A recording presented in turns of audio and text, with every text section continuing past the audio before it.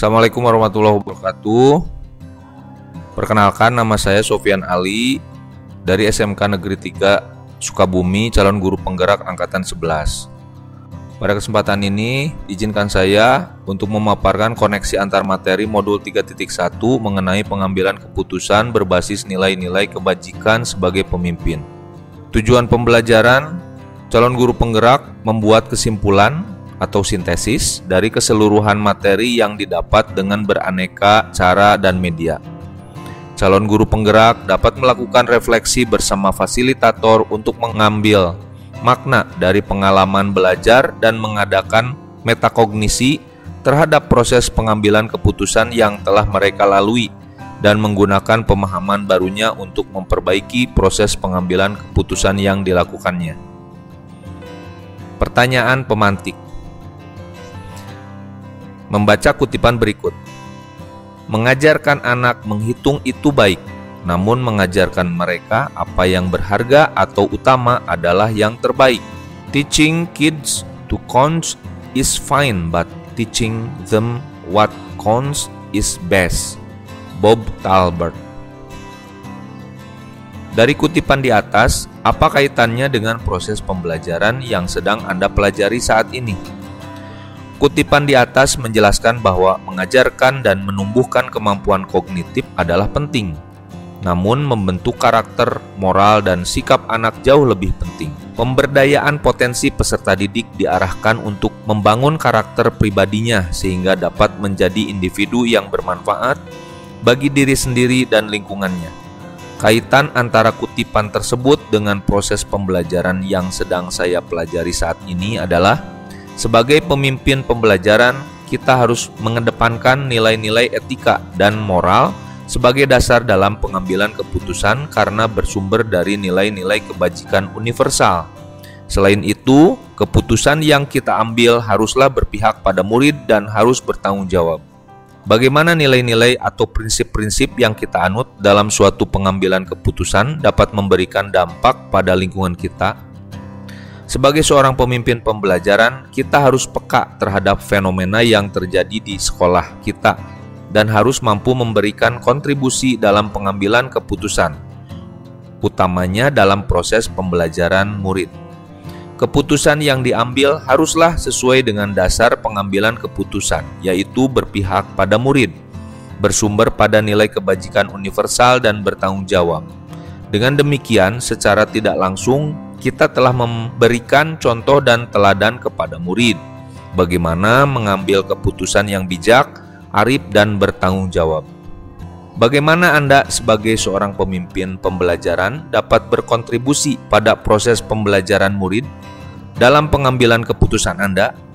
Sebagai seorang pemimpin pembelajaran, saya dapat berkontribusi pada proses pembelajaran murid dengan menanamkan prinsip-prinsip etika dalam setiap aspek pengajaran dan pengambilan keputusan. Ini berarti tidak hanya memberikan pengetahuan dan keterampilan, tetapi juga membimbing murid dalam memahami pentingnya nilai-nilai seperti integritas, tanggung jawab, dan kepedulian. Melalui keputusan yang saya ambil dan sikap yang saya tunjukkan, saya memberikan contoh nyata tentang bagaimana menerapkan prinsip-prinsip tersebut dalam kehidupan sehari-hari.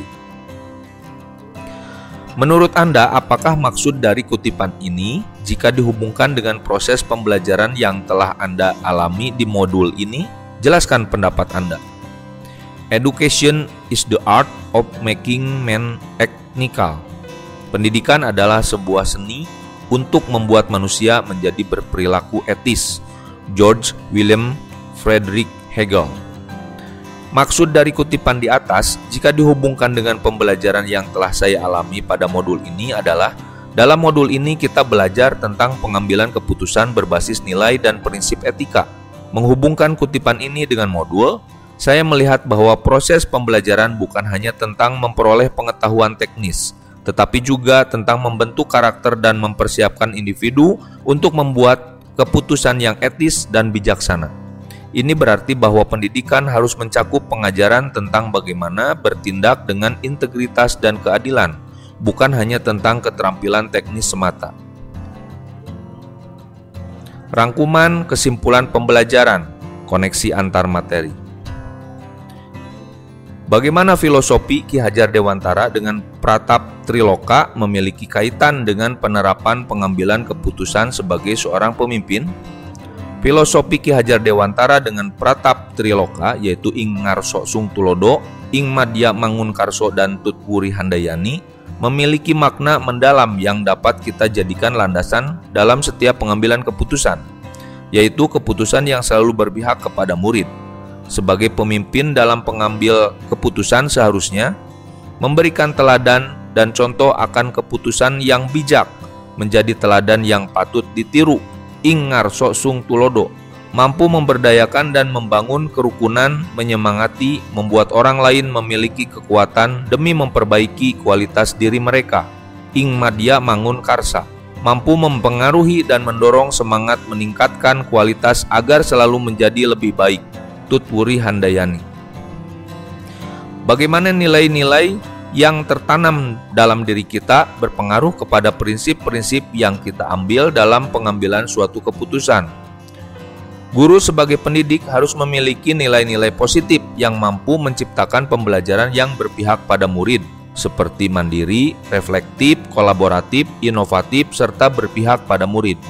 Nilai-nilai tersebut akan mempengaruhi dalam pengambilan keputusan sesuai dengan situasi yang dihadapi dengan mempertimbangkan 3 prinsip dalam pengambilan keputusan. Bagaimana materi pengambilan keputusan berkaitan dengan kegiatan coaching atau bimbingan yang diberikan pendamping atau fasilitator dalam perjalanan proses pembelajaran kita, terutama dalam pengujian pengambilan keputusan yang telah kita ambil.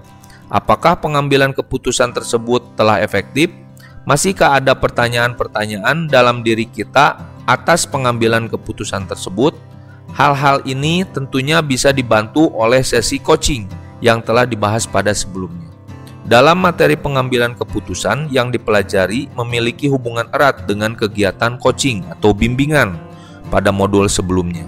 Pada proses coaching, kita membantu coachee dalam menentukan atau mengambil keputusan, sedangkan pada modul ini kita merefleksikan apakah keputusan yang kita ambil dapat dipertanggungjawabkan, menjadi win-win solution, atau justru akan menimbulkan masalah di kemudian hari.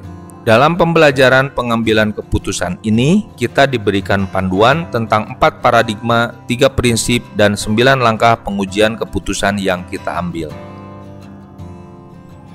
Bagaimana kemampuan guru dalam mengelola dan menyadari aspek sosial emosionalnya akan berpengaruh terhadap pengambilan suatu keputusan, khususnya masalah dilema etika. Kemampuan guru dalam mengelola dan menyadari aspek sosial emosional sangatlah penting, terutama dalam mengelola kasus dilema etika. Guru yang memiliki kemampuan dalam mengelola dan menyadari aspek sosial emosionalnya akan memiliki kesadaran diri untuk memahami perasaan, emosi, dan nilai diri sendiri, memiliki manajemen diri sehingga mampu mengelola emosi dan perilaku, memiliki kesadaran sosial sehingga mampu memahami sudut pandang dan dapat berempati dengan orang lain, memiliki keterampilan berelasi sehingga dapat berkomunikasi dengan lebih efektif, dan dapat mengambil keputusan yang bertanggung jawab. Masalah yang terkait dilema etika akan diselesaikan dengan kepala dingin dan hati yang tenang, sehingga pengambilan keputusan dapat berjalan sesuai dengan langkah yang sistematis. Bagaimana pembahasan studi kasus yang fokus pada masalah moral atau etika kembali kepada nilai-nilai yang dianut seorang pendidik. Pembahasan studi kasus yang fokus pada masalah moral atau etika dapat melatih ketajaman dan ketepatan dalam pengambilan keputusan, sehingga dapat dengan jelas membedakan antara dilema etika ataukah bujukan moral. Seorang pendidik ketika dihadapkan dengan kasus-kasus yang fokus terhadap masalah moral dan etika, baik secara sadar ataupun tidak, akan terpengaruh oleh nilai-nilai yang dianutnya. Keputusan yang diambil akan semakin akurat dan menjadi keputusan yang dapat mengakomodir kebutuhan murid dan menciptakan keselamatan dan kebahagiaan semua pihak berdasarkan nilai-nilai kebenaran dan kebajikan jika nilai-nilai yang dianutnya adalah nilai-nilai yang positif. Bagaimana pengambilan keputusan yang tepat tentunya berdampak pada terciptanya lingkungan yang positif, kondusif, aman, dan nyaman. Pengambilan keputusan yang tepat tentunya akan berdampak positif pada terciptanya lingkungan yang positif, kondusif, aman, dan nyaman. Pengambilan keputusan yang tepat harus dilakukan dengan cara yang tepat pula, disesuaikan dengan situasi yang terjadi dengan berlandaskan nilai-nilai kebajikan universal, berpihak pada murid dan dapat dipertanggungjawabkan. Saat keputusan yang diambil sudah tepat, maka akan tercipta lingkungan yang positif, kondusif, aman, dan nyaman. Tidak ada pihak yang merasa dirugikan, semua akan mendapatkan solusi atas permasalahan yang dihadapi. Apakah tantangan-tantangan di lingkungan Anda untuk dapat menjalankan pengambilan keputusan terhadap kasus-kasus dilema etika ini? Adakah kaitannya dengan perubahan paradigma di lingkungan Anda? Tantangan yang saya hadapi dalam pengambilan keputusan terhadap kasus-kasus yang sifatnya dilema etika adalah perasaan tidak enak yang timbul karena tidak dapat memuaskan semua pihak. Namun dengan berpedoman pada 4 paradigma, 3 prinsip, serta mengikuti 9 langkah pengambilan keputusan, dapat meminimalkan perasaan tidak nyaman, dan keputusan yang saya ambil dapat diterima oleh semua pihak. Apakah pengaruh pengambilan keputusan yang kita ambil ini dengan pengajaran yang memerdekakan murid-murid kita? Bagaimana kita memutuskan pembelajaran yang tepat untuk potensi murid kita yang berbeda-beda? Pengaruh pengambilan keputusan yang kita ambil dengan pengajaran memerdekakan murid-murid kita adalah terciptanya merdeka belajar. Keputusan untuk memerdekakan murid merupakan proses untuk memenuhi kebutuhan belajar murid. Untuk memutuskan pemenuhan belajar murid, bisa menggunakan pembelajaran berdiferensiasi. Bagaimana seorang pemimpin pembelajaran dalam mengambil keputusan dapat mempengaruhi kehidupan atau masa depan murid-muridnya? Keputusan yang diambil oleh seorang pemimpin pembelajaran pasti akan membawa dampak, baik jangka panjang maupun pendek bagi murid. Hal yang sudah kita putuskan dan kita lakukan akan terekam menjadi suatu catatan dan akan menjadikan role model tentang apa dan bagaimana kelak murid-murid berpikir dan bertindak. Gambaran ini menjadi dasar bahwa pengambilan keputusan oleh seorang pendidik harus tepat, benar, dan bijak melalui analisis dan pengujian yang mendalam atas benar salahnya. Dalam pengambilan keputusan, seorang pemimpin sebaiknya menggunakan 9 langkah pengambilan keputusan dan mengacu pada pembelajaran yang memenuhi potensi murid. Apakah kesimpulan akhir yang dapat Anda tarik dari pembelajaran modul materi ini dan keterkaitannya dengan modul-modul sebelumnya? Kesimpulan yang dapat saya ambil jika mengaitkan dengan materi sebelumnya, yaitu pengambilan keputusan, sebaiknya mengacu pada nilai kebajikan universal, bertanggung jawab, berpihak pada murid, berpedoman pada filosofi Ki Hajar Dewantara dengan patrap triloka, Ingarso Sung Tulodo, Ing Madya Mangunkarsa, dan Tutwuri Handayani. Sejauh mana pemahaman Anda tentang konsep-konsep yang telah Anda pelajari di modul ini, yaitu dilema etika dan bujukan moral, 4 paradigma pengambilan keputusan, 3 prinsip pengambilan keputusan, dan 9 langkah pengambilan dan pengujian keputusan? Adakah hal-hal yang menurut Anda di luar dugaan? Saya memahami materi pada modul ini, sehingga pada proses penerapannya sangat membantu dalam menyelesaikan permasalahan yang ada. Hal-hal yang menurut saya di luar dugaan bahwa ternyata dalam pengambilan keputusan bukan hanya didasarkan pada pemikiran dan pertimbangan semata, namun sangat diperlukan adanya paradigma, prinsip, dan langkah-langkah pengujian pengambilan keputusan agar keputusan yang diambil tepat sasaran dan bermanfaat untuk orang banyak. Sebelum mempelajari modul ini, pernahkah Anda menerapkan pengambilan keputusan sebagai pemimpin dalam situasi moral dilema?